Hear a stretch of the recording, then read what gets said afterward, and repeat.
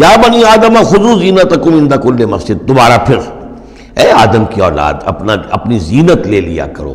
خذوا زینتکم یعنی لباس جو ہے جس کو کہا گیا ریشہ تمہارے لیے آرائش ہے، یہ تمہاری لیے زینت ہے، اللہ نے اتارا ہے اپنی آرائش کا سامان. اور یہ کہ نماز کے لیے جب انسان آئے تو اچھا لباس پہن کر آئے. ہمارے ہاں عام طور پر الٹی روش چلتی ہے، دفتر جا رہے ہیں تو بہت اچھا لباس ہے، مسجد جا رہے ہیں تو وہ چاہے میلے کپڑے پہن کے چلے گئے.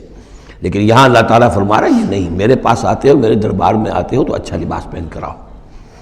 یا بنی آدم خذوا زینتکم عند کل مسجد وکلوا واشربوا ولا تسرفوا، اور کھاؤ پیو اور اسراف نہ کرو. جو کچھ چیزیں ہم نے بنائی ہیں وہ بہرحال اس لیے بنائی ہیں کہ بنی آدم جو ہے ان کی خوراک کے کام آئیں، جو اچھی چیزیں ہیں.